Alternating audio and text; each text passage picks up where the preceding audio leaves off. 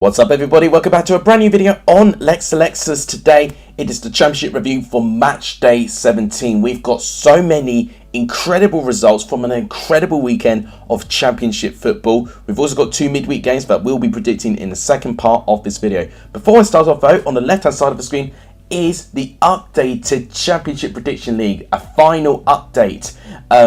From 10 days of absence, I've been trying to catch up with so many sets of predictions, but I finally caught up, and it's fair to say that it's looking like it's Charlie Brown and Wallace and Gromit Van who are fighting it out for the top. I've fallen down in terms of my position from second, I'm now falling down to 7th. So got a long way to go in this season, but I definitely need to try and recover from this current state of form. If you guys like what you see, you want to see more of this content from me, please smash that like button. It really does help the growth of this channel. Please also hit the subscribe button, because that also really helps the growth of this channel as well. We're trying to get to 2,000 subscribers as soon as we can. That'd be amazing if we can do that. And please also share the channel as well. That really helps as well. But without any further ado, let's try and break down 12 incredible championship games.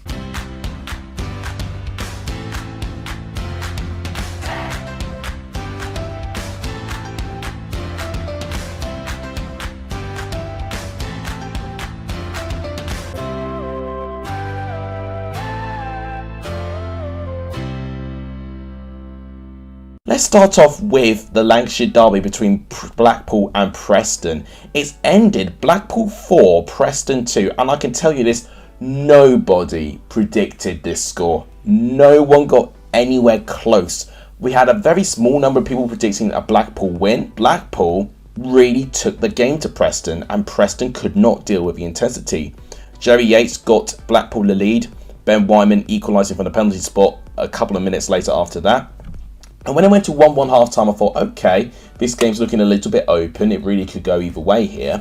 But then Charlie Patino, with an absolute peach of a strike, makes it 2-1. And that is the player that Blackpool have got in their disposal. And I'm really pleased for Charlie Patino, because he's shown brilliant spells of potential, but he's not really turned that into goal scoring form yet. And I'm really pleased for him that he managed to get a goal in such a high profile game like that as well.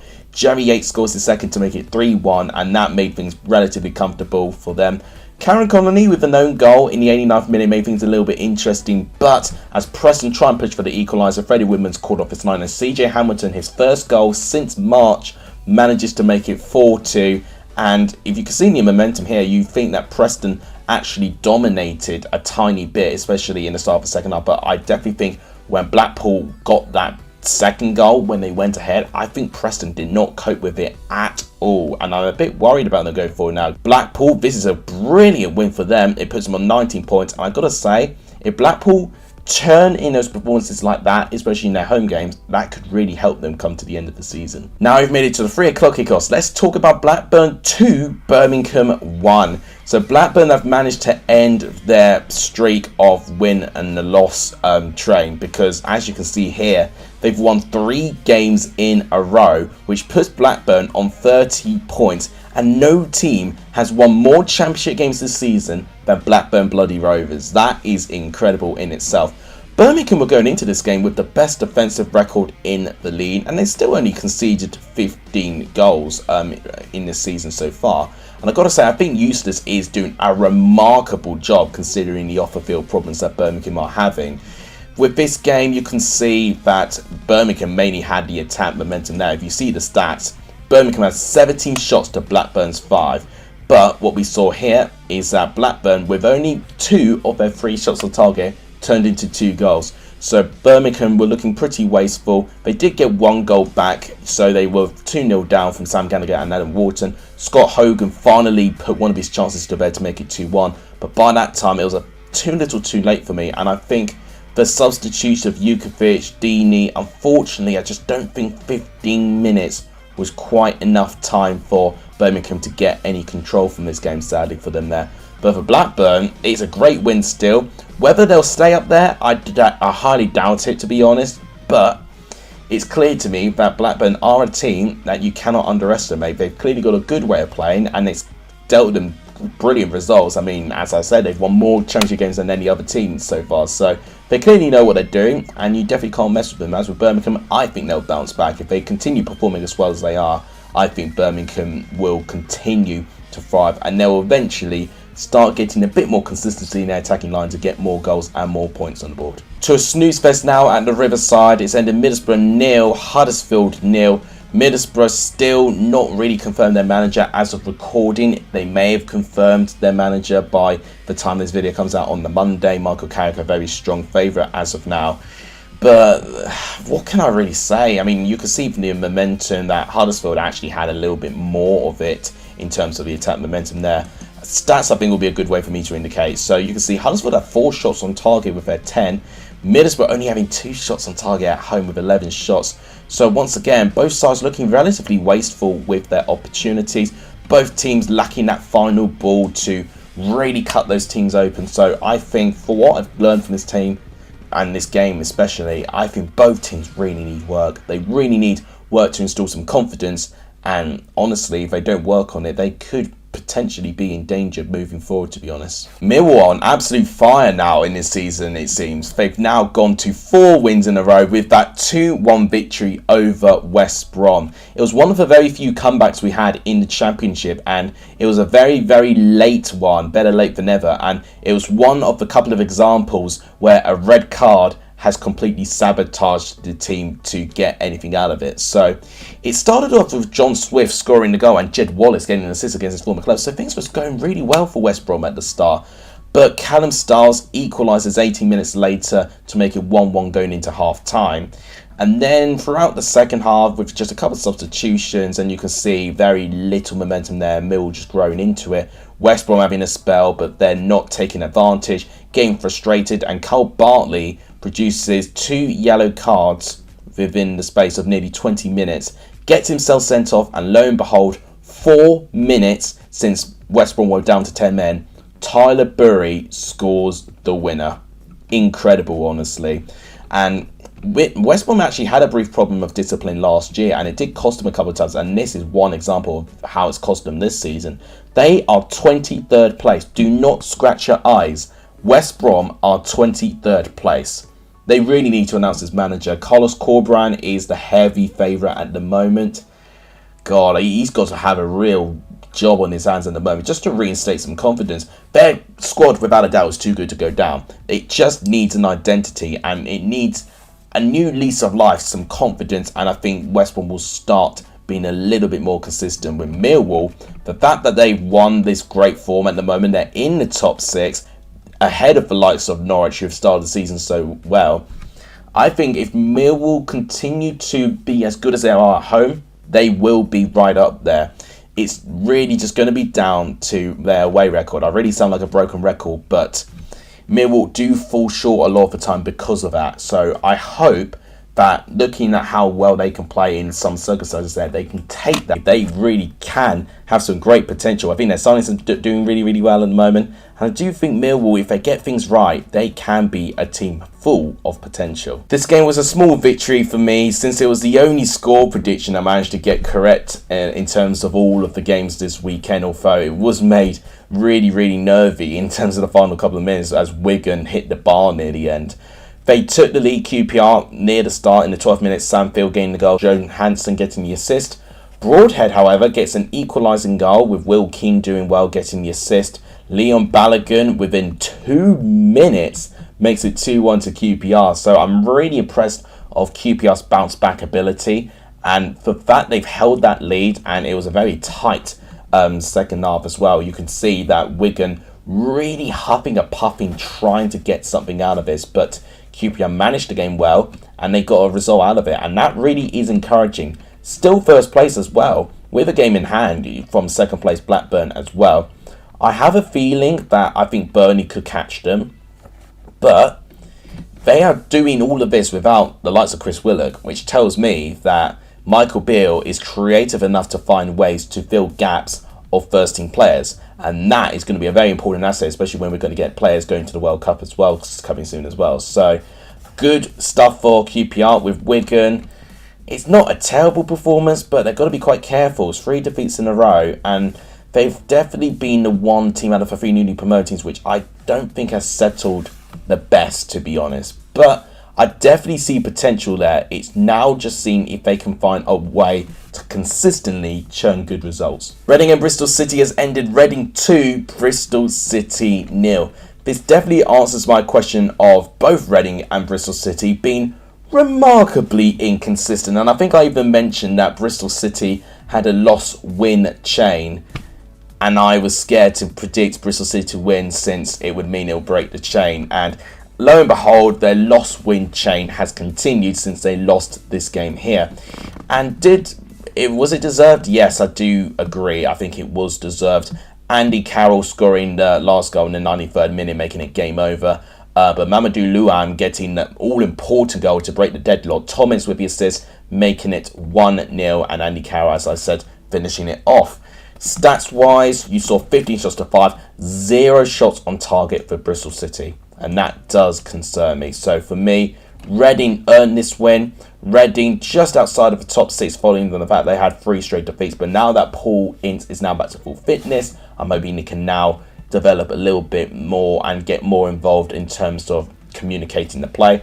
For Bristol City, who knows? They've just been really unpredictable. Defensively, just not good enough. Attacking wise, they're typically good and they didn't have a shot on target. So they really got to try and respond in their next game, because honestly, I feel like a lot of people are going to run out of patience with Bristol City eventually. This is another result which I don't think a single soul predicted correctly. Rotherham 2, Hull City 4.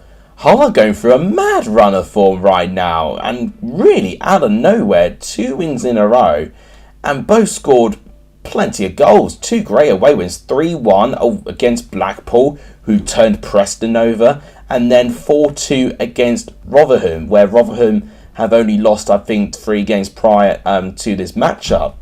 It's incredible, really, with this side for how quickly they can turn around their form. Jacob Greaves took the lead in the 44th minute, but Dan Barlaser gets a very crucial equaliser. I reacted to it in the 3 p.m. watching on saying it was a very crucial equaliser for Dan Barlaser to make it 1-1 before half-time. But 2 quick goals by Cyrus Christie and Ryan Longman, for me, took the game away from Hull City, unfortunately. Hull at that time were in absolute cruise control, and Rotherham weren't going to try and get back into it.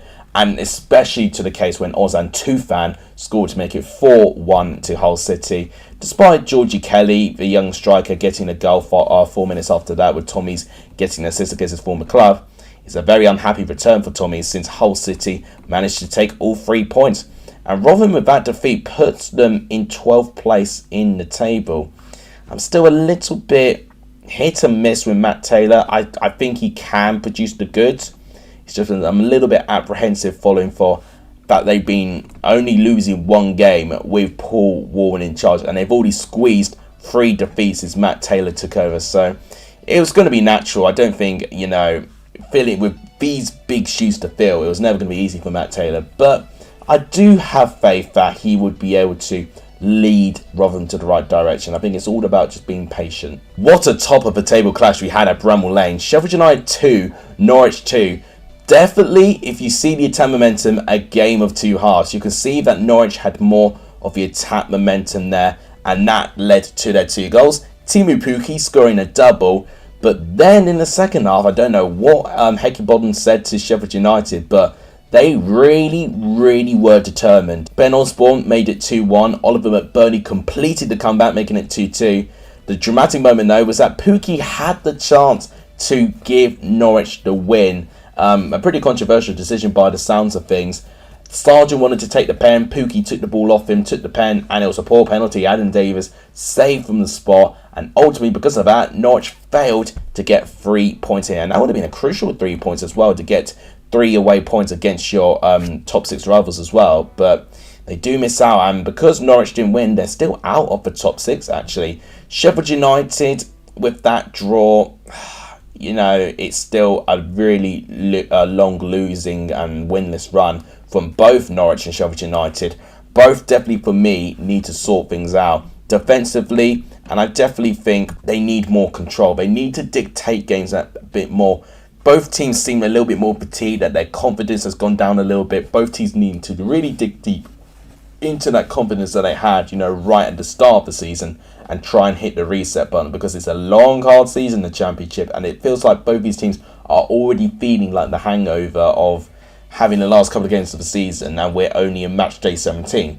Both really need to try and change from second gear into third gear. Then I think those teams will start climbing up the table again. Are Coventry going through a small playoff charge? Well, I'm not going to go that far yet, Matt, but Coventry are indeed nearly out of the relegation zone, only 2 points of safety with 3 games in hand, one of those games in hand being played tomorrow. If they win that game, they go out of the bottom 3 for the first time this season.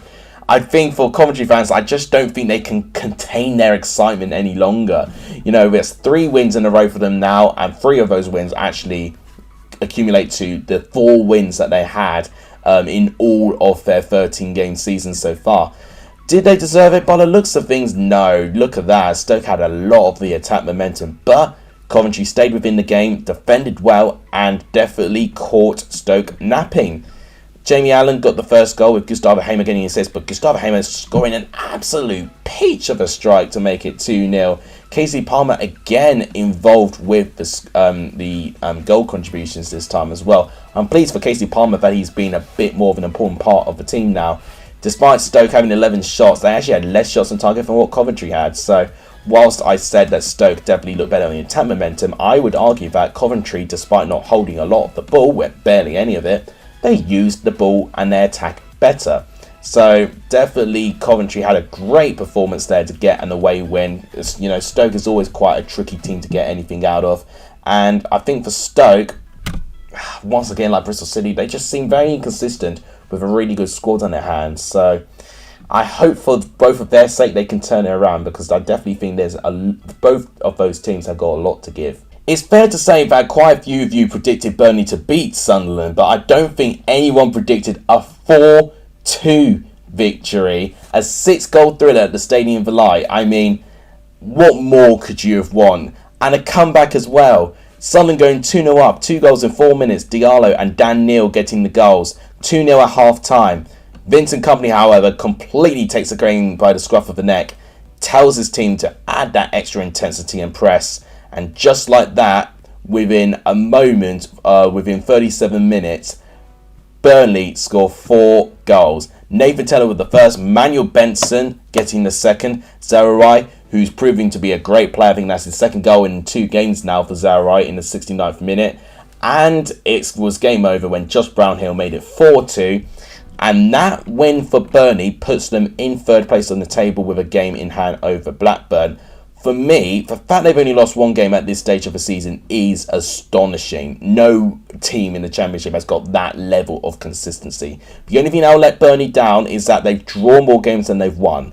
But if they keep this unbeaten run going for as long as they can, I think they'll be fine. But they've got to be a bit careful with that. We saw Bournemouth last year go through that, and they nearly bottled out in their position as well. So it is really about consistency and just having the stamina of the season. For Sunderland, they were promising in the first half, but obviously gave it away a little bit. And I think definitely with Mowbray, I think they're losing a bit more frequently. But I wouldn't say that they are definitely, not competing with all those teams. I think the fact that they got Burnley, who I felt were the best team in the league, 2-0 down at half time. Sunderland did really, really well. They just need to try and find a way to maintain that performance for a whole 90 minutes. I think if they do that, then Sunderland will be a very dangerous team to try and go up against. We've made it to yesterday's games now. I'll briefly talk about them since I've already briefly mentioned them in my stream yesterday. Swansea 2, Cardiff 0. It's 3 Swansea wins in a row in this derby. Swansea are definitely owning the South Wales derby now since Russell Martin has taken over. 3 South Wales derbies in a row for him since taking over as Swansea manager.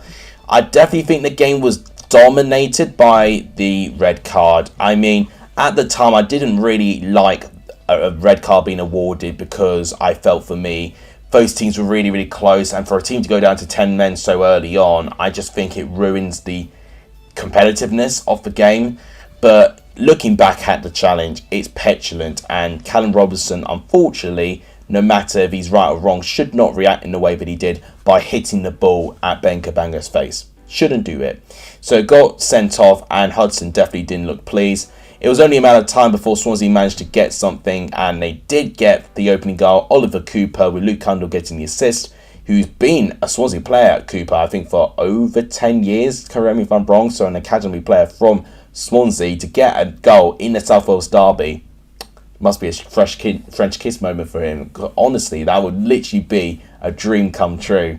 So fair play to Oliver Cooper getting that. And then Marco Verfemi, who literally could have had a hat-trick with the chances he had. He scored one of his chances with a brilliant through ball pass by Matt Grimes, past the centre-back partnership of Curtis Nelson and Kit Ray. So Obafemi did well, timing his run right. And I think the movement of the front play was good. It was just their final product and that was lacking at times. But I do think Swansea have got a good team within them, and defensively they have looked like they have improved. They've got more men retreating when the opposition attacks, and I think that's important. But to be fair for Cardiff, you know, they had their hands tied. They didn't really threaten, only one shot on target the entire game, which was a Thomas Sang volley from just outside the box. So I think Cardiff have now just got to try and get that one out of the way and get a positive result, because if they're not careful, if they continue on their losing run of 3 games and extend it to 4, and you know, they've got to really keep an eye on Coventry, because they could find themselves in the bottom 3 if Coventry pick up a good result against Rotherham tomorrow. So